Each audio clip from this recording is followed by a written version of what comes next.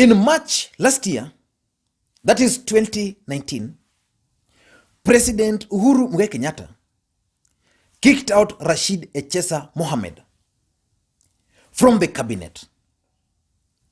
And for those who follow the politics in this country, at that time, most Kenyans believed that Rashid Echesa was kicked out for supporting the Deputy President William Samoei Ruto and attacking Raila Odinga and Ndugu Francis Atwoli. But Rashid Echesa is still waiting for the reasons why he was kicked out of the cabinet.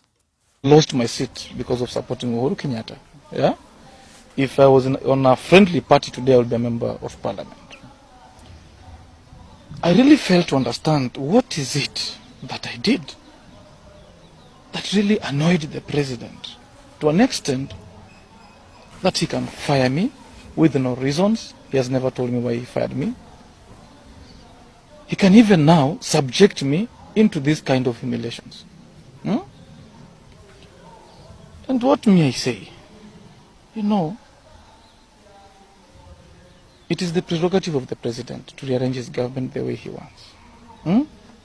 I asked why I was fired, I was never told, and I moved on.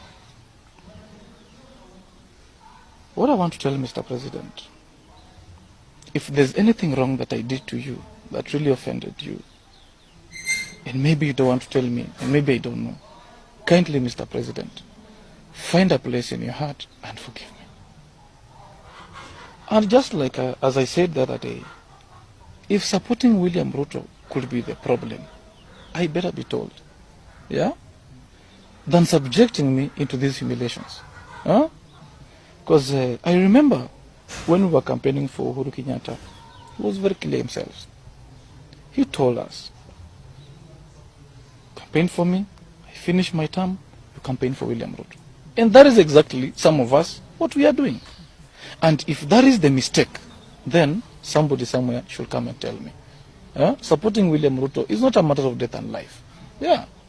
Because you see, subjecting me, my family, my children, my friends into these kind of humiliations is not So fair. yesterday, when the news of Rashid Echesa's arrest reached my desk, I asked myself several questions.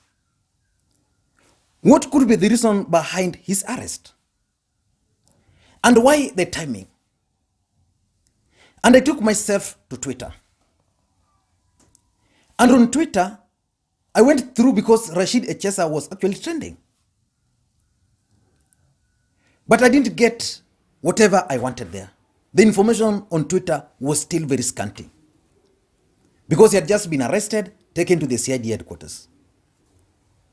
And then I switched to TV, different channels. And I remember bumping on him being ushered into a vehicle. And in the process, the media were trying to get information from him. And I could hear him talk of like, oh, I've been arrested.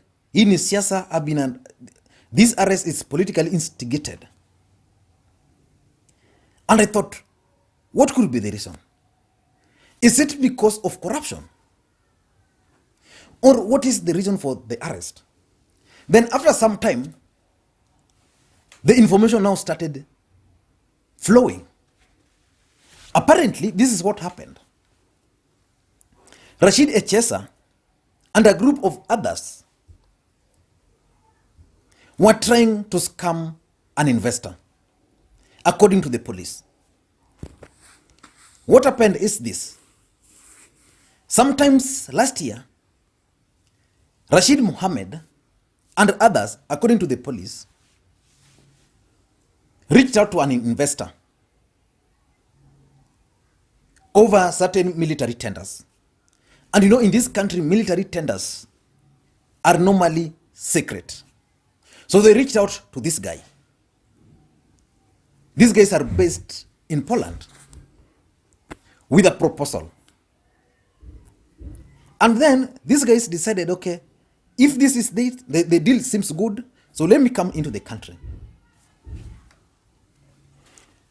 So the guys came to Kenya because after going through the document, They had what the Kenyans wanted, and it was a good deal.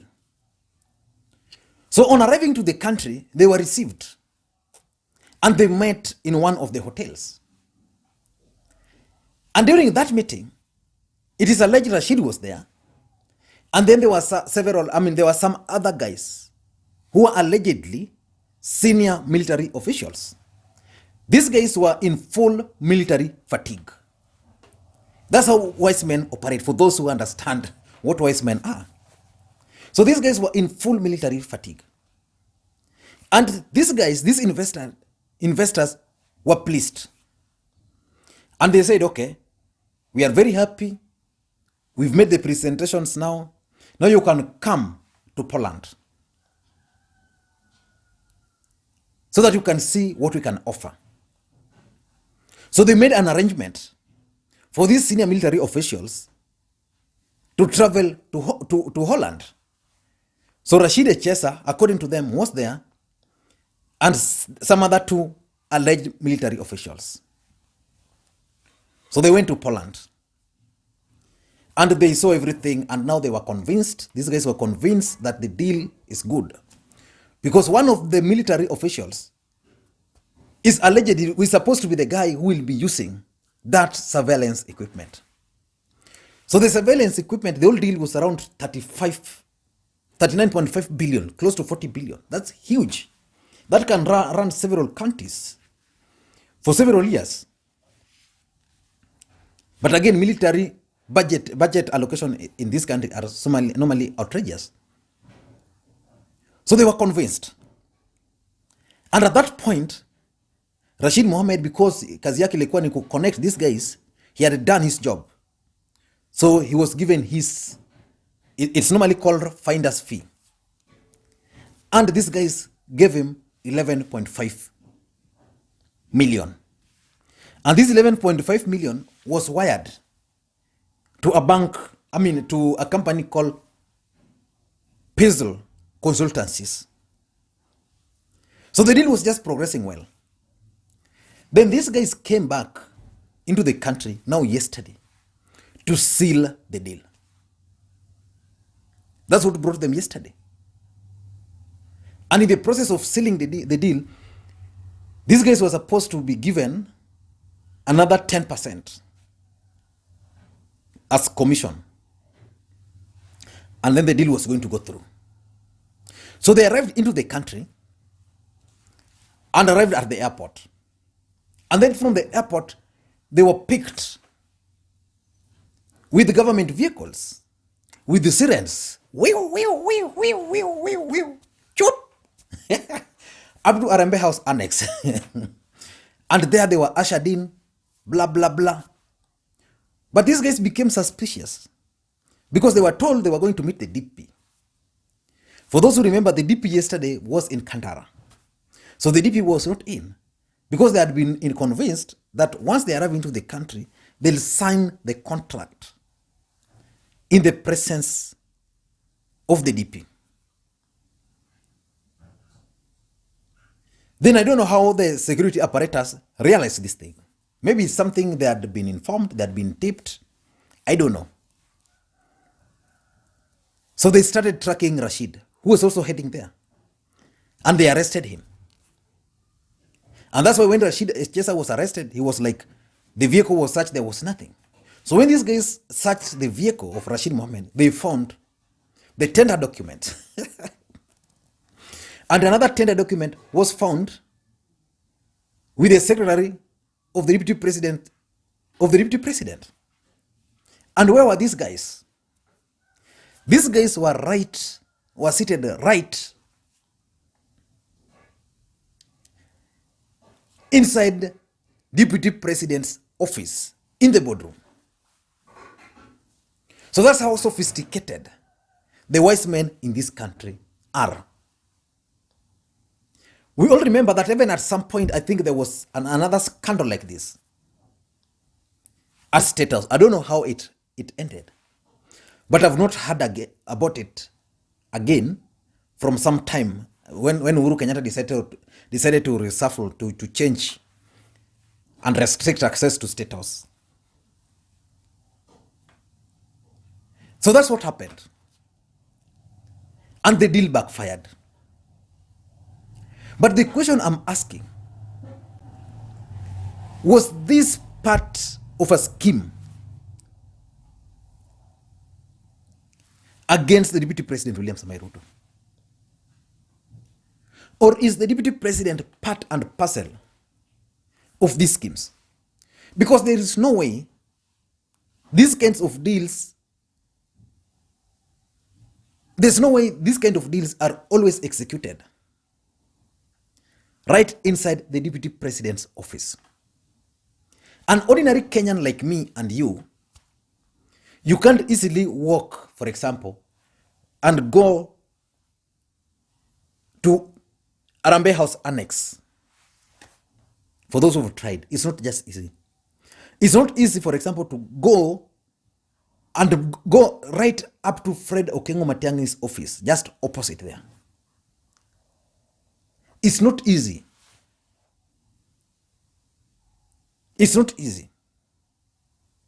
So how these guys managed to convince anybody, whoever that person was, that they were going to use that boardroom? I give him a trophy. I give him a trophy. Because what would have happened is that these guys were going to convince those guys to deliver, then they'll be paid on delivery. So these guys were going to ship this military equipment, and Kenyans would have gotten free military equipment. But the sad part of it is that these deals are always executed in some of the highly protected areas. Office of the Deputy President. There were some at State House. An ordinary person, Kenyan, there are so many Kenyans who have never accessed inside those premises. And if you manage to access them, there's no way you can go past the first security check. Leave alone even going to the first floor. Ile kwa ground tu kupita hiyo gate. Then let's assume umesucceed kupita hiyo gate. Ukuje mpaka ndani, uingie tu hivi. Then they normally pick those tags. It's normally not very easy. But two things.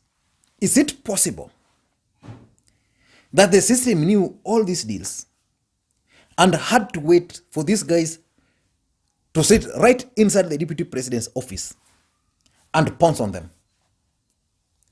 Because today, Kenyans, if you go online, Kenyans are just discussing this issue of the Deputy President involvement in this scheme.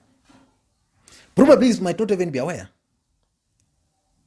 But if he's not aware and a deal like this had happened, where someone lost laptops before, several others have always happened. In fact, there's a saying in the streets of Nairobi that those who know wash business, most of those guys are currently operating between hotels in Nairobi and Harambee House Annex. So they are giving the Deputy President a very bad name. A very bad name. I don't know what you think. And I don't know whether Rashid Echesa is involved in this. I don't know whether he's also a wise man. But let's wait and see how this particular matter is going to progress. Because remember, in this country, there was a time, a consignment of how many billions? Was it 28 billion were found? Up to today, we don't know how that story ended. Nobody has been convicted. We don't know where the money was. Adede engineer, is calling himself Wakili Adede. Who was behind it? I don't know whether he's still in custody or he was released, because he was insisting that the money he had were real. There were several others. There's even a raid which was carried out where the name of Rashid Echesa came up, involving human trafficking. We still don't know where those cases reached. But I don't want to assume that the arrest of Echesa is political. But as much as it's not political, it's likely to be used against the Deputy President William Samoei Ruto. The DP must come out very strongly on this matter and reshuffle or change the staff he has in his office. For those who hang around Langata, some of these guys hang around there, and they're normally very careless the way they speak and talk. Yeah, like there was a day Sam I was seated somewhere, and Sam was like how he was being sent to give Mariga money. How do you do that when you are drunk? How do you tell people? You don't even know people sitting next to you. Thank you guys, and please may you have a good day.